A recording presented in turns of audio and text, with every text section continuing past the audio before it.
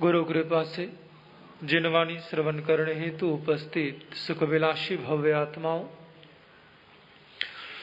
चर्चा चल रही है वीरस्तुति के संदर्भ में। परमात्मा महावीर का प्रथम गुण खेदज्ञ, यानी वे दुखों को जानते थे। दो तरह के व्यक्ति होते हैं, एक होते हैं क्षुद्र चेता और दूसरे होते हैं विराट चेता, जिसे क्षुद्र चित्त और विराट चित्त भी कह सकते हैं, या सामान्य भाषा में छोटे दिल वाला और बड़े दिल वाला। क्षुद्र चित्त उसे कहा जाता है, छोटा दिल वाला उसे कहा जाता है जिसे केवल मैं और मेरा बस इतना ही नजर आता है, जिसकी सोच, जिसकी संवेदना, जिसकी भावना केवल मैं और मेरे से ही जुड़ी है।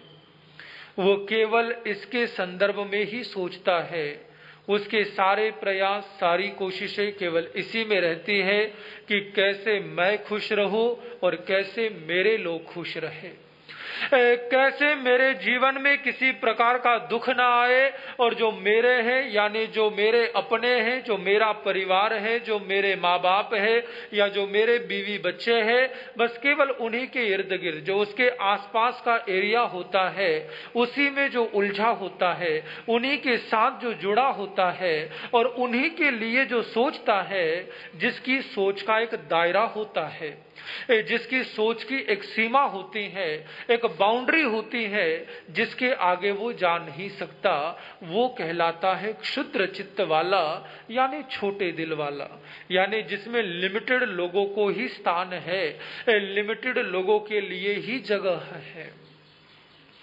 लेकिन ग्रंथ कहते हैं दूसरा जो होता है विराट चित्त वाला, बड़े दिल वाला, वो किसी भी प्रकार से मैं और मेरा नहीं करता, अपने और पराये का भेद नहीं रखता।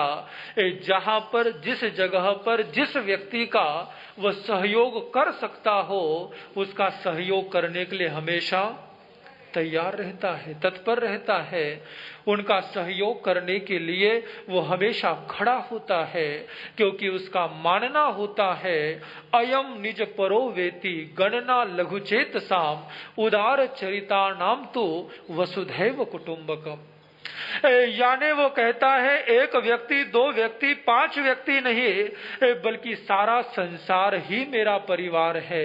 इस संसार में जितने प्राणी हैं वो सारे मेरे अपने हैं, मेरे लिए कोई भी पराया नहीं है, कोई भी अन्य नहीं है, पराया नहीं है, और वो सबके हित की सोचता है, सबके भले की सोचता है, सबके कल्याण की सोचता है। और गहराई से सोचे तो यहीं पर आपको संसार और मोक्ष का भेद समझ में आ जाएगा। संसार क्या है? संसार की शुरुआत ही वहां से होती है जहां पर स्व और परभाव का जन्म होता है, जहां पर मेरा और तेरा जन्म लेता है, जहां पर अपना और पराया होता है, उसी को तो संसार कहा जाता है। जहां पर आदमी किसी से राग करता है और किसी से द्वेष करता है, किसी को अपना समझकर उसे प्यार करता है और किसी को पराया समझकर उसे नेग्लेक्ट करता है, उसे इग्नोर करता है या उससे नफरत करता है, उसे इग्नोर करता है। ये जो राग और द्वेष है, यही तो संसार है। और जहां इससे मुक्ति मिल गई, जहां पर अपने और पराये का भेद मिट गया, वहीं पर मोक्ष जन्म ले लेता है, वहीं पर मोक्ष हो जाता है। मोक्ष का अर्थ ये मत समझना कि मरने के बाद आत्मा जो सिद्ध अवस्था में चली जाती है तभी मोक्ष होता है। मोक्ष पहले इस धरती पर होता है और बाद में मरने के बाद सिद्ध स्थान होता है। जो व्यक्ति इस जीवन में पाता है वही उसको मरने के बाद मिलता है। ये सीधा सा गणित है, ये संसार का बड़ा स्पष्ट गणित है। जो आपके इस जीवन में होगा वही आपको मरने के बाद मिलेगा। अगर यहाँ पर नरक है तो मरने के बाद भी नरक ही मिलेगा, और अगर यहाँ पर स्वर्ग है तो मरने के बाद स्वर्ग मिलेगा।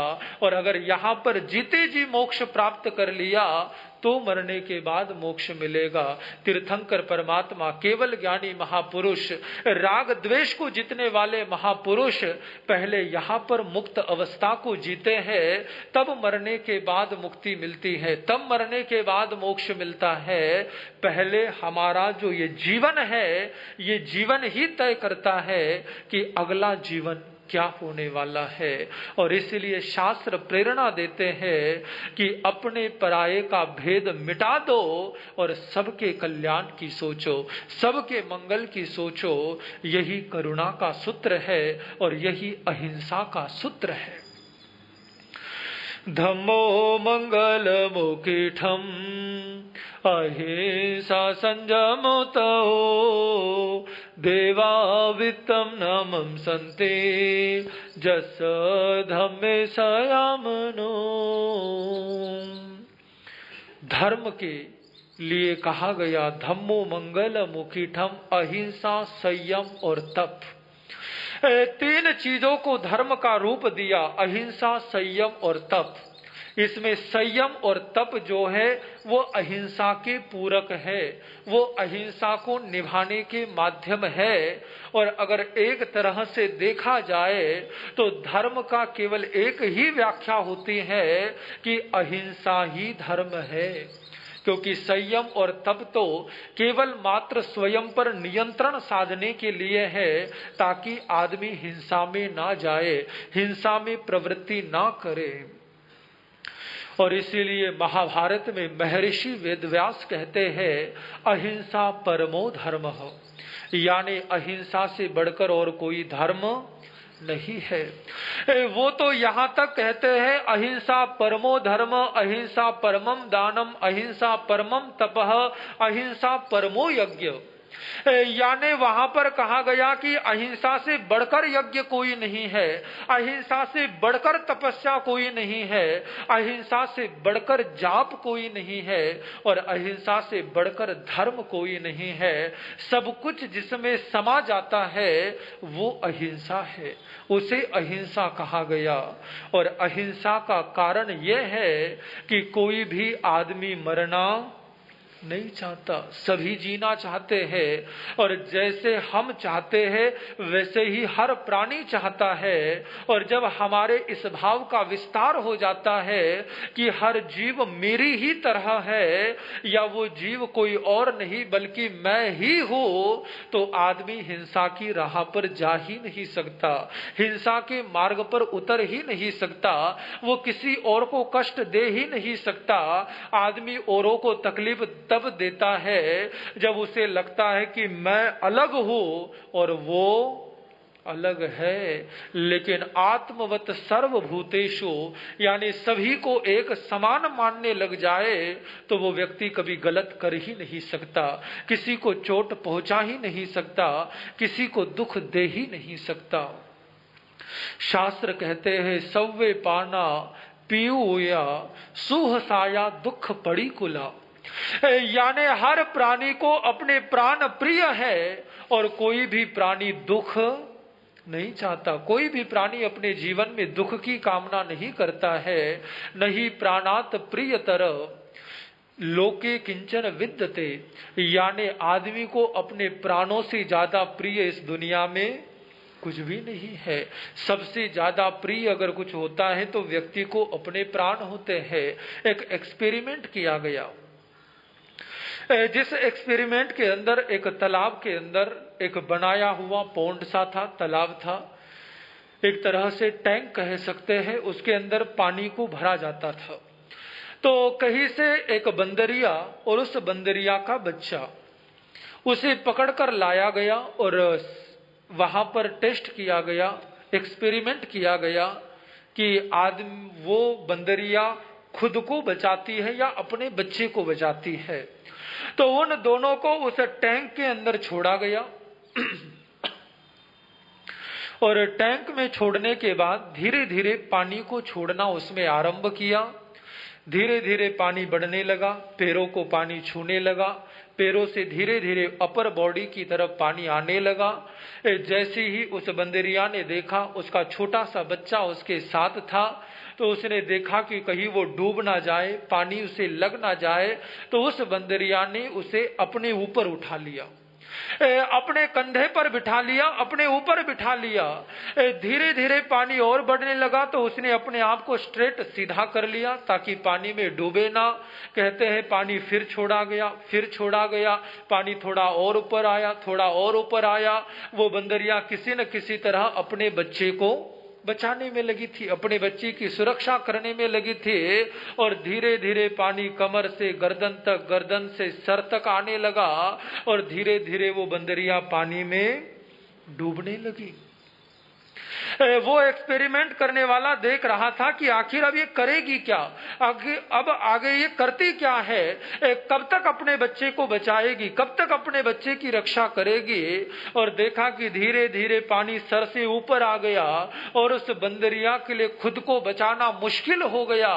और तभी वो एक्सपेरिमेंट करने वाला बंदा देखकर हैरान रह गया, दंग रह गया कि जो बंदरिया अपने बच्चे की रक्षा सुरक्षा करने में लगी हुई थी, किसी न किसी तरीके से उसे ऊपर ऊपर और पानी से बचाकर रख रही थी, जैसे ही पानी उसके सर के ऊपर गया, उस बंदरिया ने अपने बच्चे को सर से उतारा, नीचे डाला और खुद उसके ऊपर खड़ी हो गई।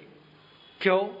क्योंकि आदमी को अपने प्राणों से ज्यादा प्रिय कुछ नहीं है। आदमी चाहता है कि मैं बचूं, मैं जिंदा रहूं, मेरी रक्षा हो, मेरी सुरक्षा हो, मेरा बचाव होना चाहिए, मेरी रक्षा होनी चाहिए। और आदमी के लिए अपने प्राणों से बढ़कर कुछ भी नहीं होता है।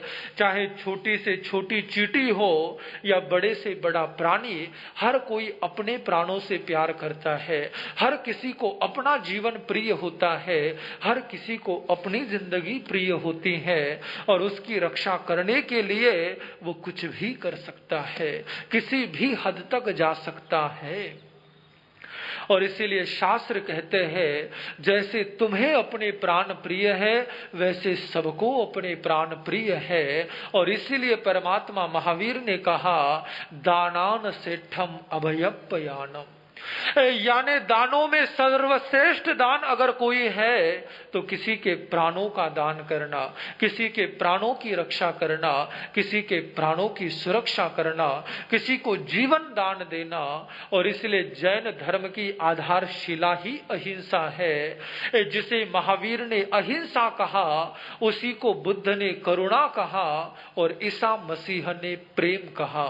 नाम भले ही अलग अलग दिए गए हो लेकिन सबका भाव एक ही है, सबकी प्रेरणा एक ही है कि हम औरों की रक्षा करें, औरों की सुरक्षा करें, औरों को जीवन दे, औरों के लिए भी सुख की सोचे, अच्छाई की सोचे। और जो औरों के भले की सोचता है, जो सबके भले की सोचता है, वो बड़े दिल वाला होता है।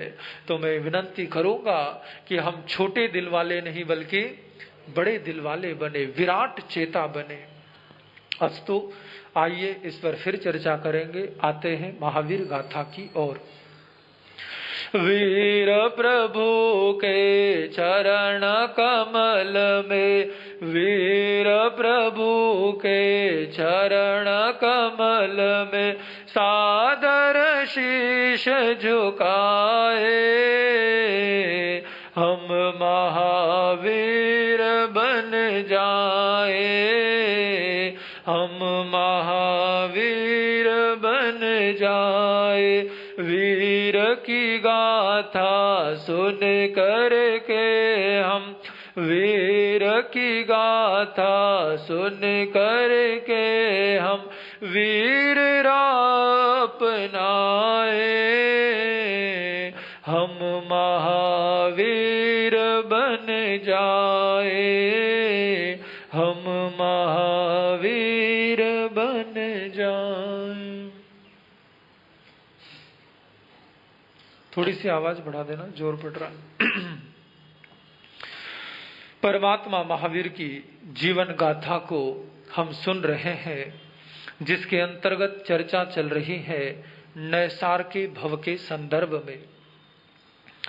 वो निराशा में घिरा हुआ नैसार, जिसकी नजर पड़ती है आते हुए संतों पर, उनके चरणों में जाकर झुकता है, प्रणाम करता है और जैसे ही उनके चरणों में झुकता है, सम्यक्त्व की संवेदना का संस्पर्श करता है। केवल एक बार वो संतों के चरणों में झुका और जीवन के परिवर्तन की शुरुआत हो जाती है, जीवन में बदलाव का प्रारंभ हो जाता है। नैसार केवल एक बार झुका था। आप कितनी बार झुकते हो? जब से संतों को देख रहे तब से वंदना किए ही जा रहे। प्रवचन से पहले भी करते हैं और प्रवचन के बाद भी करते हैं। जब संत मिलता है तब भी करते हैं, जब संत आहार के लिए आता है तब भी करते हैं।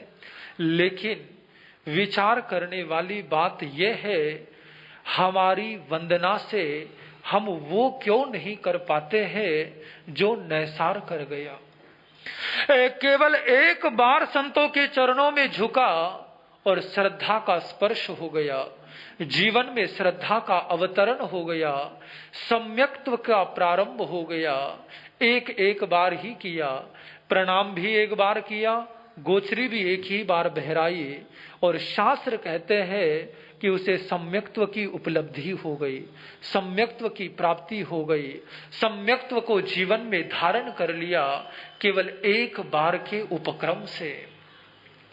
हमने इतनी वंदनाएं करी है, लेकिन उन वंदनाओं से क्या कुछ बदल पाया है, ये सोचने वाली बात है, विचार करने वाली बात है। क्योंकि नैसार गया था संपूर्ण समर्पण के साथ। अब ज्यादा ही हो गई आवाज तो नैसार गया था संपूर्ण समर्पण के साथ, गया और अपने आप को संतों के चरणों में झुका दिया, नमा दिया। हम भी संतों के चरणों में जाते हैं, लेकिन संकल्प और विकल्प को लेकर, दुविधाओं को लेकर, आधा अधूरा मन लेकर, आधा अधूरा समर्पण लेकर। और मैं हमेशा कहता हूं कि जो व्यक्ति आधा अधूरा होता है वो हमेशा बीच में लटकता रहता है, ना वो इधर का रहता है ना उधर का रहता है, वो कहीं नहीं पहुंच पाता है। समर्पण पूरा होना चाहिए। व्यक्ति के जीवन में समर्पण संपूर्ण रूप से घटित होना चाहिए। एक बार जिस चीज के प्रति अपने आप को समर्पित कर दिया तो फिर कर दिया, फिर किसी तरह का विकल्प नहीं होना चाहिए। एक बार किसी को गुरु बना लिया तो बना लिया, एक बार गुरु के चरणों में झुक गए तो फिर गुरु के चरणों में झुक गए। नैसार इससे पहले संतों से मिला नहीं था, इससे पहले किसी को गुरु बनाया नहीं था, और जैसे ही उन्हें देखा ऐसी भीतर में भाव उठे कि अब मेरे गुरु अगर कोई है तो केवल ये ही है। और चरणों में जाकर सर झुका दिया, और वो सर झुकाने का मतलब था संपूर्ण समर्पण कर दिया, संपूर्ण समर्पण कर दिया। गुरु हमेशा एक ही होता है। गुरु कभी हजारों नहीं हो सकते, अलग अलग नहीं हो सकते। गुरु हमेशा केवल और केवल एक ही होता है। मैं हमेशा एक सूत्र देता हूं, गुरु एक सेवा अनेक। यानी सेवा सबकी करनी है, सम्मान सबका करना है, सेवा में सबकी खड़े रहो। लेकिन गुरु हमेशा एक ही होता है, जिसे एक बार धारण कर लिया, जिसके जीवन में आने से आपके जीवन का रूपांतरण हो जाए, वही आपके जीवन का सच्चा सद्गुरु होता है, वही समर्थ सद्गुरु होता है। मैं थोड़ी अलग विचारधारा रखता हूं, मैं क्षमा चाहूंगा अगर किसी को पसंद ना आए। केवल किसी को मंत्र पढ़ा देने से कोई उसका गुरु नहीं हो जाता, बल्कि वास्तविकता में गुरु वो होता है जिसके जीवन में आने से जीवन का रूपांतरण हो जाए, जीवन का बदलाव हो जाए, जिसके आने से आपके जीवन में धर्म की शुरुआत हो जाए, अध्यात्म का आरंभ हो जाए, वही आपका सच्चा सद्गुरु होता है। आप सद्गुरु बनाते नहीं है, बल्कि सद्गुरु स्वयं आपके जीवन में प्रवेश करता है और जिसके आने से आपके जीवन में परिवर्तन होना शुरू हो जाए, आपके जीवन में बदलाव आना शुरू हो जाए, जिसके आने मात्र से आपको लगे कि अब कुछ अलग लग रहा है, कुछ भिन्न हो रहा है, आपका मन अपने आप जिसकी ओर खींचा चला जाए, समझ लेना आपके जीवन में सद्गुरु का आगमन हो गया है, आपके जीवन में सद्गुरु प्रवेश कर चुके हैं। वो सद्गुरु होते हैं जो आपके जीवन का रूपांतरण करे। वो सद्गुरु नहीं होते जो आपकी परंपरा बदले, वो सद्गुरु नहीं होते जो आपका धर्म बदले, वो सद्गुरु नहीं होते जो आपको तरह तरह की बातें सिखा करके कट्टरवाद में उलझाए, बल्कि गुरु वो होते हैं जिनके आने से आपका मन बदल जाए, जिनके आने से आपके विचार बदल जाए, जिनके आपके जीवन में आने से आपकी अनुभूति बदल जाए और आपके जीवन का रूपांतरण ही हो जाए, जीवन कंप्लीटली ट्रांसफॉर्म हो जाए, वो सद्गुरु होता है। मैं सद्गुरु के लिए एक बात और कहता हूं, सद्गुरु वो होता है जिसको देखकर आपको प्यार हो जाए, और सद्गुरु वो होता है जिसको देखकर आपको डर लगे। आप कहेंगे कि दोनों चीजें कैसी होगी, लेकिन सद्गुरु होता ही वो है जिसको देखकर आपको प्यार भी हो जाए और साथ साथ में आपको डर भी लगे, भय भी लगे। प्यार ऐसे हो जाए कि जब उसके चरणों में जाओ तो वहां से उठने का मन ना करे। आप जहां जाए आपको केवल उसी की याद आए, आपके दिमाग में हरदम वही छाया रहे, और जिससे ऐसा प्यार हो जाए वो सद्गुरु होता है। लेकिन डर इस बात का रहे कि अगर इनके चरणों में बैठा रहा ना तो संसार में जीना मुश्किल हो जाएगा, मैं संसार में वापस लौट नहीं पाऊंगा, मैं वापस संसार का बन नहीं पाऊंगा। यानी जो आपको धर्म से प्यार करा दे और संसार छूटने का डर पैदा कर दे, वो सद्गुरु होता है। और वही सद्गुरु आपके जीवन का परिवर्तन कर सकता है। कभी भी किसी एक के चक्कर में मत उलझे रहना कि उन्होंने तो मुझे, मैं गया था और मुझे मंत्र सुना दिया और बोल दिया कि आज से मैं तेरा गुरु हूं। ऐसे गुरु को एक जन्म तो क्या 100 जन्म पकड़ करके बैठे रहोगे, तब भी जीवन में कोई बदलाव होने वाला नहीं है। और अगर ऐसी मानसिकता को लेकर चलेंगे तो जो व्यक्ति गलत बाबाओं के चुंगल में फंस जाते हैं वो तो कभी मुक्त ही नहीं हो पाएंगे। और इसलिए सच्चे सद्गुरु की तलाश होनी चाहिए, समर्थ सद्गुरु की तलाश होनी चाहिए। और अगर सच्चा सद्गुरु मिल गया तो जीवन बदल जाता है, जैसे नैसार का बदला था, जैसे नैसार का परिवर्तित हुआ था। मैं हमेशा एक मानता हूं, इस बात पर विश्वास रखता हूं, और युवन गुरुदेव भी मुझे समझाते हैं, लेकिन उसके बावजूद भी मेरा गुरुदेव से भी एक ही कहना होता है कि गुरु हमेशा एक होता है। और मैं अपने गुरु के अतिरिक्त किसी भी महापुरुष के लिए गुरु शब्द का प्रयोग नहीं करता। स्पष्ट रूप से गुरुदेव भी मुझे कई बार बोले कि तुम्हें गुरु कहने से क्या ऐतराज है, तो मैं कहता हूं कि गुरुदेव, मैं आपके अतिरिक्त किसी और को गुरु नहीं कह सकता। चाहे कितना भी श्रेष्ठ पुरुष आ जाए, कितना भी बड़ा महापुरुष आ जाए, वो मेरे लिए भगवान हो सकता है, लेकिन गुरु नहीं हो सकता। गुरु केवल एक ही होता है। जैसे माँ एक ही होती है, वैसे गुरु भी एक ही होता है। मैं किसी को भगवान बोल सकता हूं, लेकिन अपने गुरु के अतिरिक्त किसी को गुरु नहीं बोल सकता। मेरा गुरु केवल एक ही है और एक ही रहेगा। श्रेष्ठ हो सकते हैं, ज्येष्ठ हो सकते हैं, वरिष्ठ हो सकते हैं, वंदन के अधिकारी हो सकते हैं, लेकिन गुरु कहलाने का अधिकारी केवल मात्र एक होता है। क्योंकि जब तक ऐसा समर्पण ना आए तब तक जीवन में परिवर्तन नहीं हो सकता, तब तक जीवन महाजीवन का आकार नहीं ले सकता। और यही सच्चे सद्गुरु की प्राप्ति मैं तो अपना सौभाग्य समझता हूं कि मुझे ऐसे सद्गुरु की प्राप्ति जीवन में हुई है, और जिसके कारण बिना कुछ किए ही सब कुछ प्राप्त हो जाता है, सब कुछ उपलब्ध हो जाता है। मेरे जीवन के बहुत सारे एक्सपीरियंस है, वो सब सुनाने बैठूंगा तो समय इजाजत नहीं देता है, वक्त इजाजत नहीं देता है। लेकिन बचपन से लेकर आज तक इतनी साधनाओं के दौर से गुजरा हूं, लेकिन मैंने अपने जीवन में केवल एक बात पाई है कि मुझे कुछ भी करने की आवश्यकता नहीं पड़ती है, बिना कुछ किए सब कुछ उपलब्ध हो जाता है। मैंने कई साधकों को देखा है जो बहुत गहरी गहरी तपस्याएं करते हैं, गहरी गहरी साधनाएं करते हैं, लेकिन वर्षों वर्षों साधना करने के बावजूद भी उन्हें कुछ उपलब्ध नहीं हो पाता है, लगे ही रहते हैं, लगे ही रहते हैं। और मैं इन पिछले 17 सालों में इतनी अलग अलग साधनाओं के दौर से गुजरा हूं। साधना मैं करता हूं और सिद्धि ये देते हैं। हमारे गुरु महाराज नवकार के आराधक है, जिसका स्मरण करते हैं वो प्रत्यक्ष हो जाता है, जिसे याद करते हैं वो प्रत्यक्ष हाजिर हो जाता है।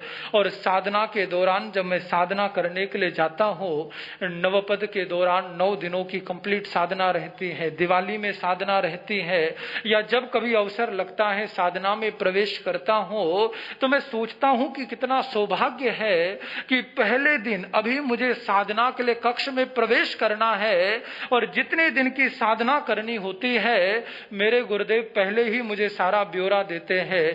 पहले दिन ऐसा होगा, दूसरे दिन ऐसा होगा, तीसरे दिन ऐसा होगा, इस चीज का ध्यान रखना है, ये परीक्षा हो सकती है। आप सोचिए, इसे सौभाग्य नहीं बल्कि मैं उसे अहोभाग्य कहूंगा, सद्भाग्य कहूंगा। यानी समस्या का सामना करने का मौका ही नहीं आता है जब जीवन में ऐसे सद्गुरु मिल जाते हैं, जीवन में ऐसे सद्गुरु की प्राप्ति होती है। अन्य किसी दिन उसके बारे में चर्चा करूंगा। अभी बात कर रहा हूं नैसार की।